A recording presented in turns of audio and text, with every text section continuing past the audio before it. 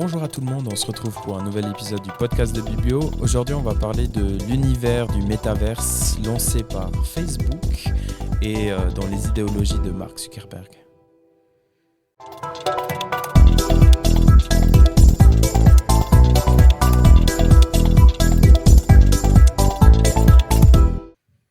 Salut Com, comment tu vas aujourd'hui? Ça va très bien, il neige et... Il fait froid aussi. Il fait un peu frisquet, on se retrouve un mardi enneigé, on a les vitres devant nous. C'est mercredi quoi. Ok, c'est mercredi. T'es sûr que t'es prêt pour le podcast? Je suis un peu déstabilisé. Non, ça va. Mais c'est une ambiance particulière avec cette neige qui tombe à l'extérieur des vitres, etc. Yes. C'est pas mal d'être ici. Et toi, comment vas-tu, Robin? Moi, ça va bien, ouais. Content aussi. On arrive bientôt fin d'année. Donc, c'est cool. C'était une jolie année jusqu'à maintenant. Puis, on a encore un mois devant nous. Donc, je me réjouis, quoi. Avec les fêtes, etc. Ça va bien, ça va bien. Une belle fin d'année. Yes. Aujourd'hui, on se retrouve pour parler de quoi, Robin? J'ai oublié. Non, je rigole. Non, on va parler de métaverse en fait. Donc, je pense que tout le monde est un peu courant ces dernières semaines. Ça se parle un peu partout. Donc, ce qu'on sait, c'est Facebook qui a changé le nom. C'était venu d'un peu ça qui a fait tout ce vague qui a commencé en fait. Puis il y a beaucoup qui se posent la question en fait. Pourquoi, comment, et puis... Oui, après, il y a Facebook qui a aussi expliqué que justement, ils font pas mal de progrès, où ils veulent avoir un jour le métaverse, en fait. Et puis ouais, ils ont expliqué qu'est-ce que c'est, en fait, le métaverse. Donc, nous, on va aussi parler aujourd'hui. On va pas forcément parler de la base, qu'est-ce que c'est, et puis machin truc. Je pense que ça, on est un peu tous en courant, donc on va pas refaire un épisode comme ça. Nous, on va parler plutôt un peu quelques facts ou un peu quelques points intéressants, comme par exemple, après, un peu l'histoire de Facebook aussi. Donc, on peut voir aussi que ça fait déjà un moment qu'ils se travaillent sur ça. Mais je fais pas trop le teasing maintenant. Et puis, on va aussi voir un Second Life. C'est quelque chose qui s'est créé déjà en 2003. Donc, c'est déjà là qu'ils sont... à peu près les mêmes objectifs. Exactement. Et puis, on va parler de 3 trucs que je vais pas mentionner maintenant. Sinon, vous restez pas à l'écoute. Exactement. Alors, pour l'histoire de Facebook, déjà, c'est vrai que ça a fait un grand bruit quand Mark Zuckerberg a annoncé le changement de nom vers Meta. Et puis, c'est arrivé très vite aussi. Les gens ne voyaient pas forcément ça arriver. Et ensuite, quand on ouvrait nos WhatsApp, Instagram, Facebook, sur notre smartphone, on voyait le logo de Meta apparaître et marqué Meta en dessous. Puis on se dit, il y a tout qui va changer, etc. On vous rassure, ça va rester facebook.com, ça va rester instagram.com et ça va rester aussi whatsapp.com. Donc les noms vont rester. En fait, c'est vraiment juste la structure derrière qui est plus Facebook Inc., donc qui est devenu Meta. Et puis on peut voir que de toute façon, ça reste vraiment une stratégie long terme de Facebook. On peut le voir par rapport à leur acquisition d'entreprises, etc., que c'était une stratégie de long terme. C'est pas une lubie qui arrive de monsieur Zuckerberg. C'est, je pense, réfléchi depuis quelques années. On peut le voir déjà avec le rachat d'Instagram en 2012, dans un premier temps pour 1 milliard de dollars. Il y a eu ensuite en 2014 le rachat de WhatsApp pour 21 milliards de dollars, 21,9 milliards de dollars. Et aussi en 2014, il y a eu le rachat de l'Oculus RF, donc l'entreprise Oculus RF qui fait ces casques de réalité virtuelle que tout le monde a certainement vu, qui collaborent beaucoup avec Sony, etc. Et qui sont un peu ces experts dans la réalité virtuelle dans un casque. Donc on voit que rien qu'avec ces achats, et puis on l'a vu ces dernières années, lier Facebook et Instagram au niveau de leur messagerie, c'est des choses qui se font assez naturellement chez eux, créer un univers qui se coordonne ensemble. Donc on peut retrouver sur Facebook plein d'utilisations du métaverse, donc par exemple les jeux, etc. Tout ce qui est vente, achat, etc. Ça on le retrouve dans Instagram ou Facebook. C'est des choses que l'on retrouve déjà et en fait, ça va être surtout la forme qui va changer, qui va évoluer et peut-être aussi l'utilisation, mais ça, on reviendra plus tard. Donc, on peut se dire et déjà être rassuré d'un côté que ce n'est pas une lubie de dernière minute d'un multimillionnaire, milliardaire du monde. Non, c'est une stratégie qui pense, en tout cas de leur point de vue et de leur vision, être le futur des réseaux sociaux et le futur univers digital pour la plupart du monde, quoi. Ouais. Puis justement, si on revient un peu des années en arrière, donc en 2003. Quand on n'était pas né, quoi. Ah non, ça va. non, de Janet, là. Il existait déjà en 2003, justement, une idée comme ça qui a un peu eu le même esprit, donc faire un univers. C'était une entreprise ou une plateforme qui s'appelait Second Life, donc la deuxième vie, donc ça veut dire déjà tout. Donc on a une deuxième vie quelque part en ligne, dans une monde virtuel. Au fait, c'était exactement un peu la même chose. Donc, tu as pu créer ton avatar, n'importe comment, n'importe quoi. Et puis tu es rentré dans une monde 3D animé avec plein d'autres gens en fait qui sont là-dedans. Et puis là, tu pourrais faire tout, quoi. Tu peux rencontrer les gens, parler, tu pourrais même acheter des trucs. Ouais. Donc, ils ont fait ils ont fait comme aujourd'hui les crypto-monnaies, donc ils ont eu une valeur dans le jeu pour acheter des trucs. Et puis ça se crée en fait une vraie économie, tu vois. Et puis il y a même des entreprises qui sont commencées à mettre leurs produits justement dans cet univers. Par exemple, quelqu'un voulait avoir des chaussures Adidas, il a dû payer Adidas pour avoir les chaussures dans le jeu en fait. Donc c'était déjà l'idée, c'était déjà bien pensé, c'était déjà aujourd'hui de ça qu'on parle aujourd'hui. Et en 2003, quoi. Ouais, puis déjà dans 2003, ouais. Donc ça c'était un très grand hype en 2003. Ils ont lancé ça et puis ils ont eu pas mal de succès justement. Il y a des millions de personnes qui étaient rendues sur ce plateforme, quoi.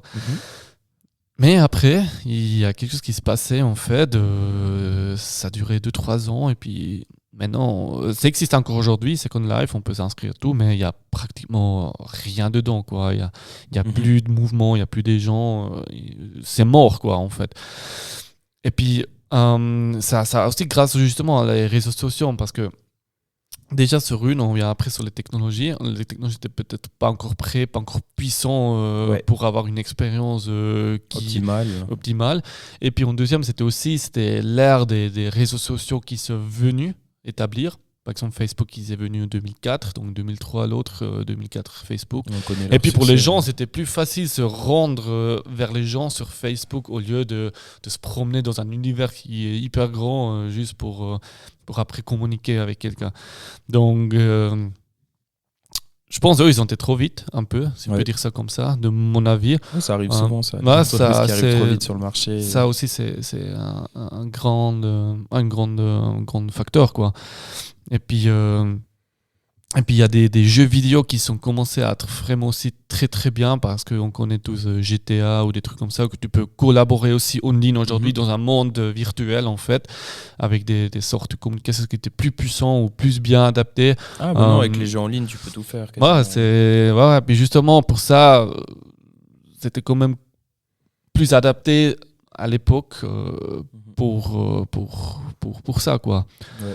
Peut-être si je peux rajouter un truc, c'est effectivement ce que je trouve vraiment intéressant avec le métavers, c'est que, comme ils ont expliqué comment c'est venu un peu sur le marché, il y a beaucoup de gens qui ont vu ça comme une révolution qui va changer le monde, etc. La révolution où Metaverse souhaite le faire, c'est vraiment mettre en lien les outils, c'est-à-dire faire communiquer par exemple un jeu qui serait par exemple GTA, etc., dans leur univers directement. Donc c'est vraiment faire ce processus qu'ils ont déjà fait très bien avec Facebook, WhatsApp, Instagram, pour qu'on reste des heures à scroller sur nos téléphones, le faire dans cet univers parallèle. Et vu que maintenant ils ont les compétences, il y a déjà beaucoup de technologies qui se font. Je veux dire, avec un casque VR, il y a aussi des jeux où tu te retrouves en communauté, dans différents mondes, tu peux choisir ton avatar, etc. et discuter avec des gens, faire des mini-quêtes, etc. Ça se fait déjà. Mais eux, c'est vraiment l'utilisation sociale de réseaux sociaux qui pour eux, serait vraiment différente, et tout ce processus derrière qu'ils souhaitent travailler encore dessus. Ouais, je pense que c'est important. Qu'est-ce que tu dis ? C'est déjà Facebook a déjà travaillé depuis des années sur Facebook de créer une marketplace, de créer des jeux, des événements et tout ça. Mais c'est la forme qui va changer beaucoup, et puis ça va faire un monstre changement, quoi. Parce qu'on est, après, comme Second Life, on est dans un univers parallèle, en fait. Et puis, on vit là-dedans, quoi. Oui, exactement. Il y a quand même des choses qui font peur, frissonner, on va dire, mais c'est aussi à peu près les mêmes choses qu'on rencontre actuellement avec tout ce qui est crypto-monnaie, nouvelles technologies, etc. C'est un petit peu l'éthique digitale. Ouais, On clairement. en avait déjà parlé dans un podcast. Toi, tu as fait un peu des recherches dessus. Qu'est-ce que... C'est toujours la même chose un peu avec ces nouvelles technologies, donc c'est encore au début. C'est clair, il y a beaucoup de questionnements des experts ou des entreprises ou même des politiciens qui disent oui, ça a l'air bien, l'idée elle est super, mais il y a quand même des grands boulots à faire.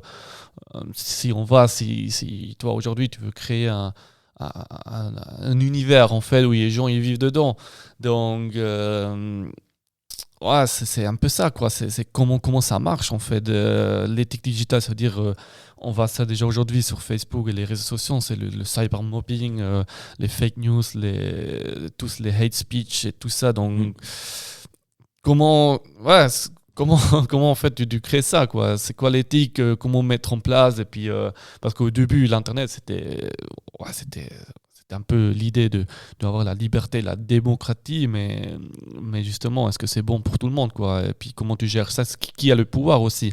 Ça, peut-être, c'est un autre point. C'est la question qui possède le métavers, en fait.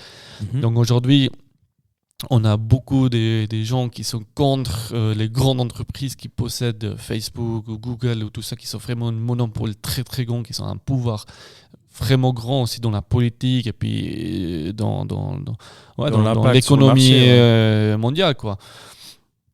Donc, ouais, c'est ça, c'est qui possède le métavers, comment c'est réglé, qui décide qui peut participer, qui est exclu, qui établit les règles, qu'est-ce que c'est comme règles.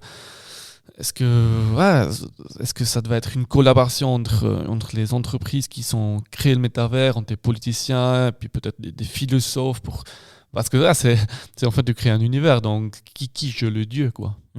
Et puis ça, c'est une grande question, quoi. Ouais. Parce que ça peut beaucoup changer, ça peut beaucoup influencer comment ça marche, quoi.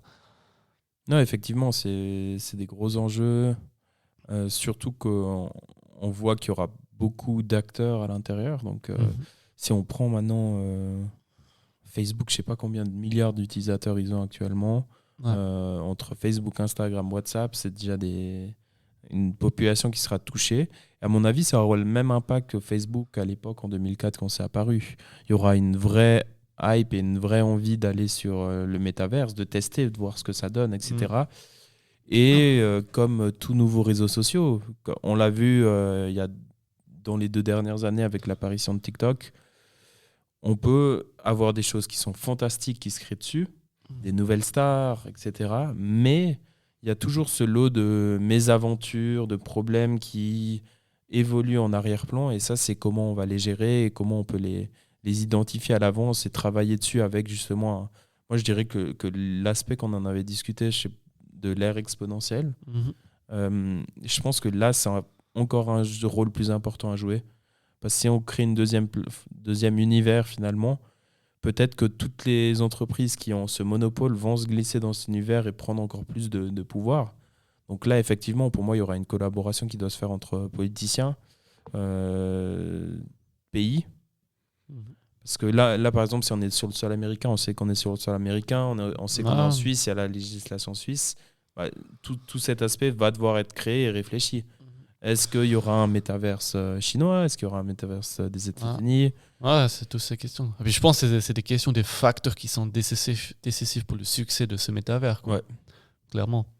Comme tu as dit, Second Life, ça a marché au début, puis finalement, ça s'est un petit peu rétrogradé. Peut-être qu'ils n'étaient pas encore prêts, matures, etc. pour le marché.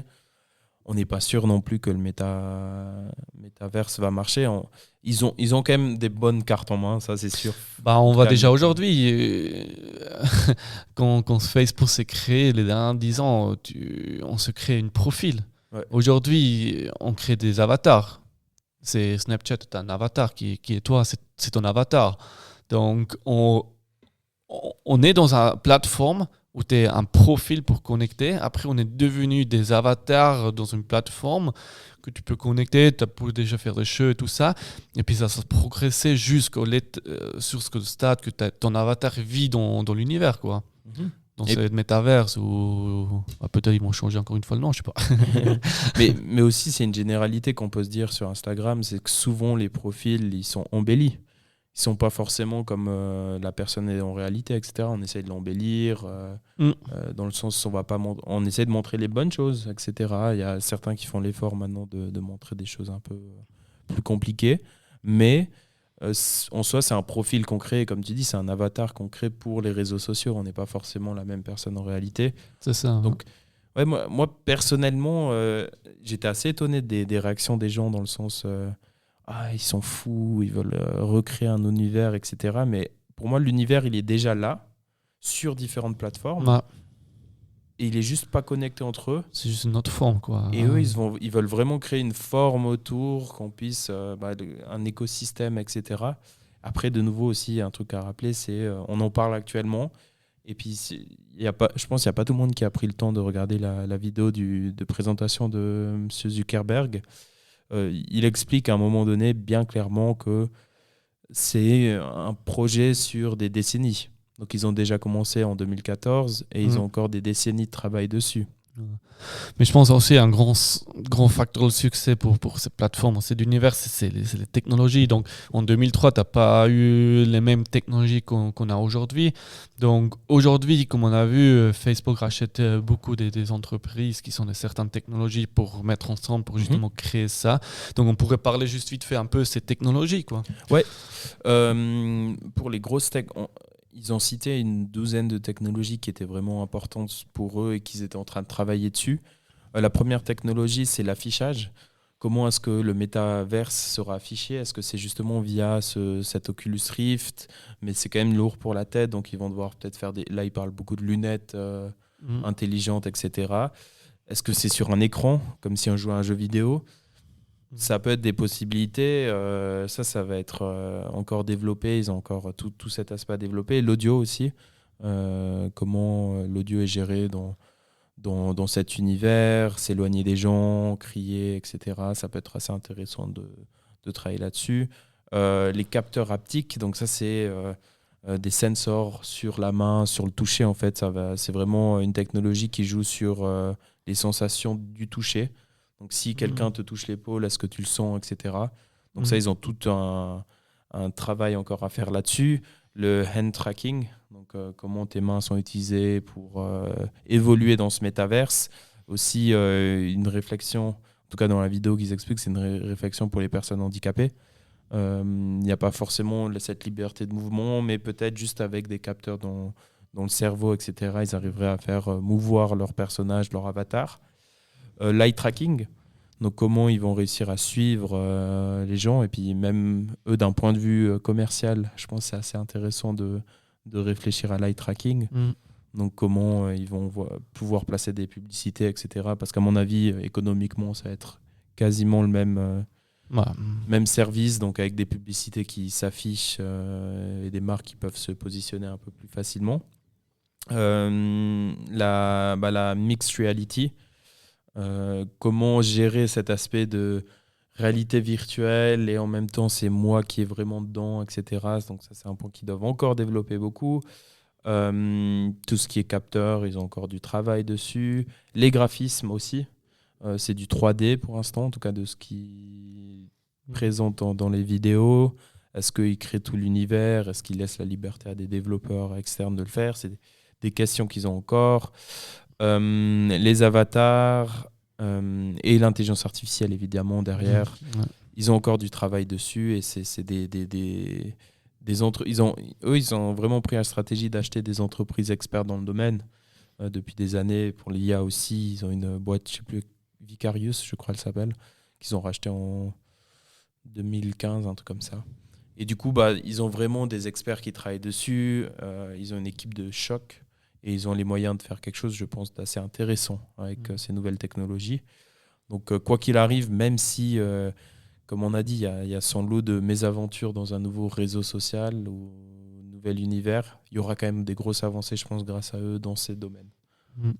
Ouais, puis justement, c'est intéressant de tout mettre après, toutes les technologies ensemble, en De fait. connecter, De connecter, c'est ça qui est grand challenge, mais tu as déjà des t'as déjà des bons exemples aujourd'hui, quoi, dans un cadre un peu moins grand, quoi. Tu vois, pour ce qui est des avatars, on en a parlé déjà dans 2-3 podcasts, les deepfakes, ça s'est développé en 2 ans de manière incroyable. Et on va dire, le visage fait tellement de beaux mouvements, etc., naturellement, que on peut se dire, il y a déjà une technologie qui est dessus.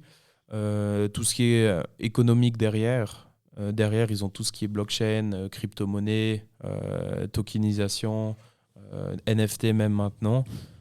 Tout ça, c'est des choses, on va dire, des outils qui sont existants et qui peuvent utiliser dans le métaverse. Ouais. Donc ça, c'est un point aussi qui est très positif pour eux, quoi. Ils ont des outils qui commencent à être prouvés sur le marché, qui ont déjà été testés, etc. Comment est-ce qu'ils vont l'intégrer? Maintenant, ça, c'est le gros question. Mais c'est aussi là où ils sont assez forts. Oui, Facebook, ça fait quoi, 2 ans ou 1 an en arrière qu'ils ont fait le Libra Coin de Facebook. Ouais. Non, donc c'était aussi. Libra. Donc ça peut-être aussi, ça montre déjà, eux, ils font leur monnaie, en fait, pour après dans le métavers de payer, faire des choses, quoi. Ouais, de ce que j'ai compris, je vous avoue que ça serait peut-être bien de le faire aussi avec un expert, mais de ce que j'ai compris, il y aura quelques crypto-monnaies qui ont été choisies, qui vont être liées au métavers. Donc, par exemple, l'Ethereum, le Polkadot, et j'en cite d'autres. Et c'est vraiment on va dire, le premier layer, la première couche. Et ensuite, il y a tout ce qui est token. Donc là, ça va être des monnaies qui vont être créées pour l'utilisation spécifique dans le métaverse. Et ensuite, il y a tout ce qui est NFT. Donc, ça pourrait être vos vêtements dans l'univers. Ça va être devenir une valeur unique pour vous en digital. Donc, c'est des propriétés digitales finalement. Donc, tout ça, ça va venir par la suite. Bon, toi, tu es déjà dans la suite, un peu dans le futur des réseaux sociaux. Donc, ouais, il va pas mal se faire. Ouais. Je sais pas, peut-être c'est quoi ton avis par rapport à ça? On en a un peu partagé tout au long et après, moi, je peux donner aussi mon avis, quoi. Mon avis, je pense que ça va plus vite faire qu'on pense. Okay. Donc, oui, pour Facebook, c'est un projet à long terme, mais je pense déjà aujourd'hui, tu as les technologies qui sont là. Et puis, si on voit les progrès qu'on a fait les derniers 10-15 ans dans le numérique, je pense que c'est exponentiel, en fait. Donc, ça va être rapidement là, je pense. Et puis je pense que c'est vraiment quelque chose qu'il faut mettre un œil dessus parce que ça pourrait être intéressant pour des entreprises, pour plein de business, quoi, plein de nouvelles opportunités. Mais bien sûr, il y a un grand travail qui doit se faire au niveau de tout ce qui est protection des données, puis justement l'éthique digitale, quoi. Ça, vraiment, Facebook ou ceux qui créent cet univers, ils se posent la question comment on peut faire ça vraiment d'une manière bien pour après commencer. Parce que si on lance une fois ça, c'est très dur de revenir en arrière pour faire certains changements, quoi. Ouais. Et puis moi, je pense vraiment que c'est vraiment le futur des réseaux sociaux. Pour moi, c'est comme ça que ça va se présenter. Et je trouve cool que ça arrive maintenant, moi, d'un côté, parce que j'ai l'impression que c'est une chose qu'on a vécu déjà avec plein de jeux, plein de trucs différents tout au long de notre vie, finalement. Et je pense qu'il y a un point aussi qui est intéressant. Si c'est un nouveau réseau social, il y aura l'apparition de ces nouvelles stars. Donc tout ce qui est influenceurs du métaverse, créateurs de contenu, ça sera super intéressant de voir ces nouvelles stars qui naissent. Au niveau e-commerce et niveau entreprise, j'imagine que Adidas, Nike et toutes ces grandes entreprises vont se placer en tant que marque et on aura la possibilité de slider entre nos habits et puis les acquérir sur le digital. Donc ça peut être aussi un point qui est intéressant. Je pense que c'est vraiment des choses qu'on retrouve déjà actuellement sur nos plateformes. Si tu vas sur Instagram, tu switches de trucs, tu es sur le shop, Messenger, etc. C'est juste la forme qui va vraiment changer. Et comme tous réseaux sociaux, quand c'est nouveau, il y a son lot de bonnes choses, de belles choses, des créations, etc. intéressantes. Mais il y a aussi des craintes, des peurs et des mauvaises choses qui arrivent en parallèle. Ça va être comment ça va être géré, quelles mauvaises choses vont arriver, ça va être intéressant de le voir. Après, effectivement, je peux me poser la question, est-ce que l'on en a vraiment besoin d'un univers parallèle ? Bonne question, quoi. C'est une bonne question. Je pense que c'est une question très personnelle, quoi. Ouais, c'est une question. À mon avis, c'est ça. Ça va être un sujet qui va être hyper clivant. Certains vont dire mais il te suffit de mettre tes chaussures et de sortir et tu auras tout ce qui est fourni. Pour d'autres, ça est plus compliqué.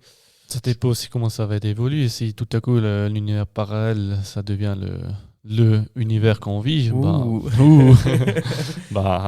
je pense vraiment que ça va être un sujet de société si ça se fait dans ces 5-10 prochaines années. Qui va être, tu le vois plus rapide que 5-10 ans ou pas ? Je pense dans les prochains 5 ans, on a déjà une version bêta qui va se faire. Ça c'est possible. Et effectivement, quand j'ai dit qu'ils vont travailler dessus pour des décennies, c'est pour la version optimum. Hein. Je pense qu'effectivement, dans 5 ans, on aura une première version bêta qui sera pas mal. Yes. Ok. Perfect. Merci, Colm. C'était sympa d'échanger avec toi sur le Metaverse. Clairement. Et puis, on termine ce podcast ici en physique, mais peut-être qu'un de nos prochains podcasts se fera sur le Metaverse avec un public qui nous regarde, etc., dans une room spéciale. Ouais. Ça va être intéressant de voir l'évolution de tout ça. Puis on vous remercie. On aimerait aussi connaître votre avis, parce qu'effectivement, comme on l'a dit tout au long du podcast, c'est un sujet qui divise, qui est clivant. Quel est votre avis sur le métaverse ? Je pense que vous avez déjà vu pas mal d'articles dessus, passer, etc. Ce serait sympa d'avoir vos retours. Et puis, on est toujours disponible sur tous nos réseaux sociaux, Facebook, Instagram, LinkedIn, YouTube, Spotify, Apple Podcast, et etc. Incroyable, quoi. Super. Super. Merci à beaucoup. tous. Ciao, ciao.